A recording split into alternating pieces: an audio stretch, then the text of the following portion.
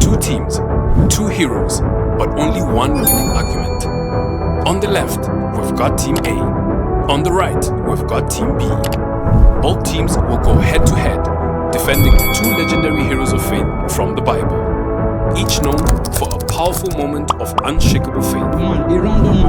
Each team speaker will present their case, followed by a rebuttal round to counter the other team's argument.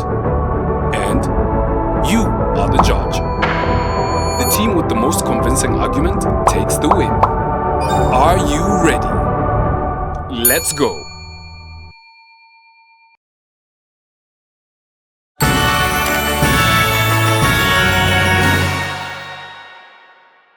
I'm here presenting the fact that Joshua had more faith than Noah has.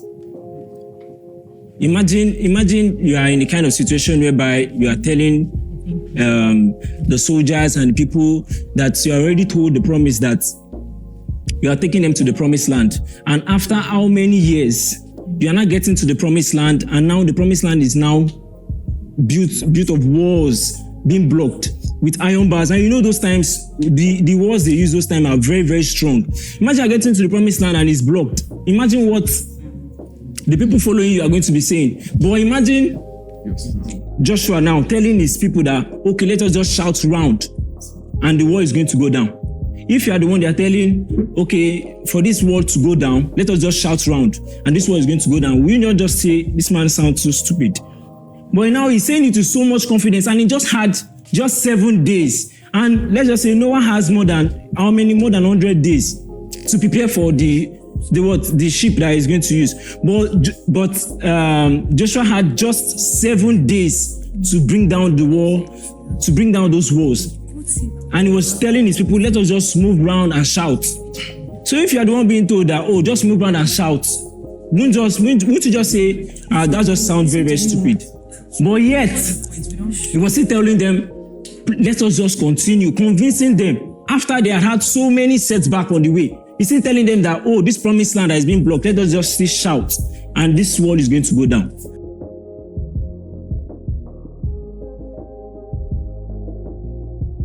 Okay, first of all, Joshua already had a leader, somebody who was leading him. That was Moses. But Noah, this was his first mission. He has no leader, and he was given an instruction. People around, he passed the instruction to the people, but the people saw him as a madman talking. You know, when I tell you that it is about to rain and it's sunny outside, would you think I'm a mad person?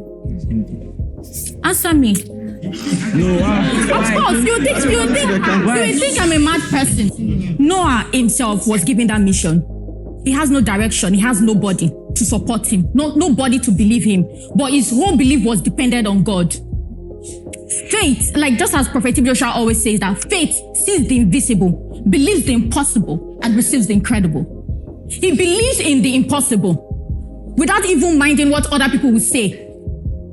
Do you know what it means not to have? For example, you belong to a family and you already told your family that, okay, this is what is going to happen. God is showing me this. Just like Joseph, God is showing me this, and your family, nobody is in support of you. It is much more painful. So Noah dedicated 120 years of his life without even minding whether he's going to live to survive. He's going to live to get to that age. But he dedicated 120 years of his life to fulfill God's promise, to fulfill God's purpose. Take an example, just like Prophet Joshua. He was dedicated to God's promise. He was dedicated to God's purpose without minding the accusation, the persecution, and everything that people say about him. But today, miracles are still happening. People are still believing that there is a God, the cause of all things, the fountain of all perfection, without time and direction, pervading, governing, and upholding all things. Okay, this is my point to counter what she just said. Imagine how Noah built the ark. Let's just say, after how many days of waiting, the rain did not fall. He's going to turn that ship to a house. Yeah. Because he was building like an house. But imagine you now, after marching around for 7 days, and the wall did not go down. Who they just remove the neck? But after saying, no one is going to come and hold you, just turn your ship to house. So imagine the faith. And he was still telling his people that we're going to go in, take their gold, rescue these people there. We are going to turn these people to slaves. He was confessing victory, even while the world was still at their front. And imagine those soldiers mocking him that, Baba, what are you saying? What are you saying? This world is at our front. This world is at our front, and you are telling us to march around. And you are still telling us that we are going to go in, we are going to conquer. So the point there is that imagine the rain did not fall.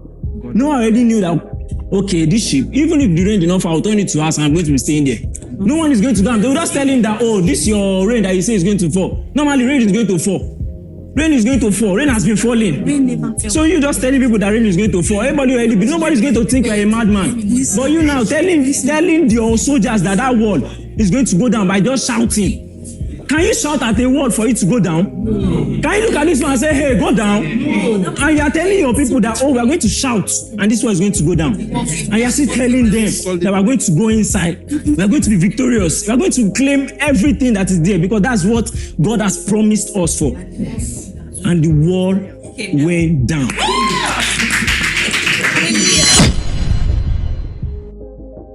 Just like you said, 7 days. But what I'm saying here is 120 years. Can you compare that? You can't. You can't compare that. You can't subtract, you can't add. So 7 days is different from 120 years. Imagine God instructing you first. Forget the ark. Imagine God instructing you first to dedicate 120 years of your life on a promise that you don't even know that if you sleep and wake up tomorrow, it's going to happen. Okay, you were saying that, okay, what if we turn it into a house? If we turn it to a house, but its belief still stands that something was going to happen. And that was for 40, it rained for 40 years. 40 days. 40 days and 40 nights. So still yet, even still in that rain, 40 days and 40 nights. Nobody in this world can compare that flood to the floods that are happening in all over the world. For 40 days and 40 nights. But he still believes, still in that flood, that God was going to still rescue him. God sent a dove and God sent a rainbow.